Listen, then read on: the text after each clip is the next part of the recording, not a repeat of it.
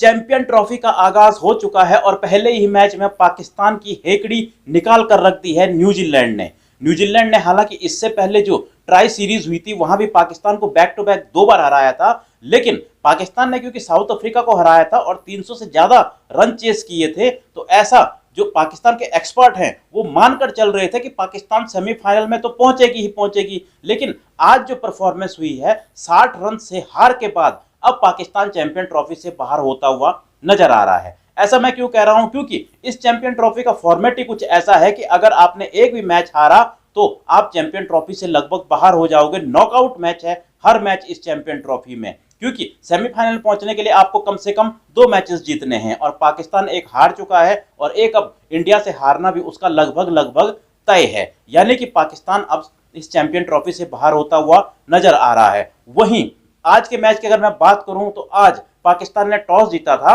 और सोचा कि जैसे हमने साउथ अफ्रीका के खिलाफ चेस किया वैसा ही चेस करेंगे और वो पहले बॉलिंग करने के लिए गए। वहीं न्यूजीलैंड ने जब शुरुआत की तो शुरू में पाकिस्तान ने न्यूजीलैंड के एक के बाद एक 3 विकेट झटक भी लिए थे और ऐसा लग रहा था कि पाकिस्तान का फैसला बिल्कुल सही था।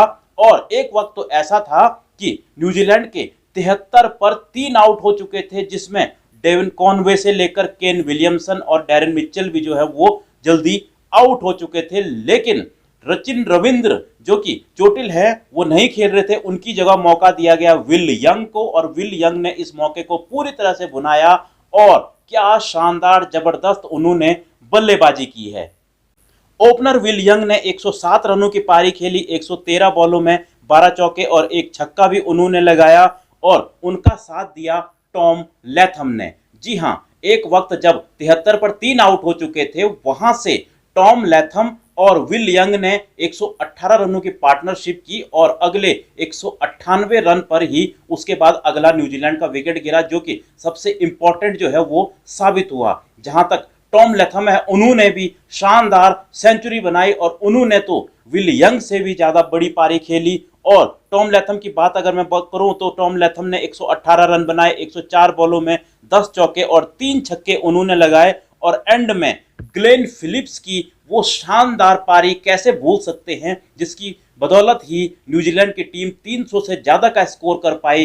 ग्लेन फिलिप्स ने 61 रन बनाए, सिर्फ 39 बॉलों में 3 चौके और 4 छक्के लगाए और इस तरह न्यूजीलैंड की टीम ने 320 रनों का स्कोर खड़ा कर दिया था। एक वक्त ऐसे लग रहा था कि न्यूजीलैंड 250 भी बड़ी मुश्किल से पहुंच पाएगी, लेकिन न्यूजीलैंड की टीम 320 रनों का पहाड़ जैसा स्कोर खड़ा कर देती है। वहीं पाकिस्तान की गेंदबाजी की बात करें तो शाहीन अफरीदी एक बार फिर से बुरी तरह से वो फ्लॉप रहे, उनको एक भी विकेट नहीं मिली। वहीं नसीम शाह की अगर मैं बात करूं तो उनको 2 विकेटें मिली हैं, जबकि हैरिस रॉफ को भी 2 विकेटें भले ही मिली हैं लेकिन उन्होंने 83 रन पिटाए हैं, जबकि नसीम शाह ने 10 ओवर में 63 रन देकर 2 विकेटें ली हैं, जबकि अबरार अहमद को भी 1 विकेट मिली है। लेकिन बाकी जो गेंदबाज हैं वो कुछ खास नहीं कर पाए, जिसकी वजह से न्यूजीलैंड इतना बड़ा स्कोर खड़ा करने में यहाँ पर कामयाब रही। वहीं उसके बाद थी चेस की बारी और चेस में जब आपके पास 320-21 का जो टारगेट है वो हो तो फिर आपको ओपनिंग तो शानदार चाहिए होती है। लेकिन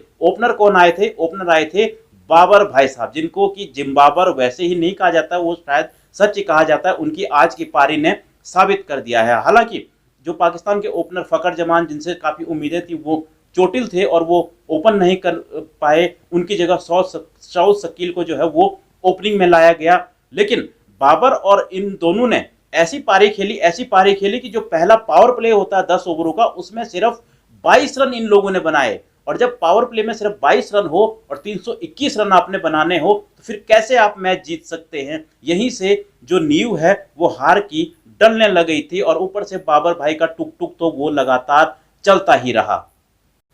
पाकिस्तान की तरफ से बाबर आजम ने 64 रन बनाए 90 बॉलों में, जिसमें उन्होंने 6 चौके और 1 छक्का जरूर लगाया, लेकिन उनका स्ट्राइक रेट देखिए 71 का।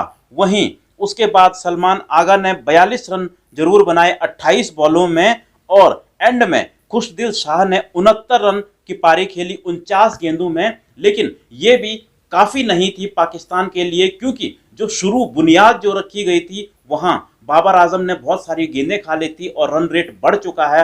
बढ़ चुका था, रिक्वायर्ड रेट काफी ऊपर था, जिसकी वजह से लगातार विकेटें गिरती रही।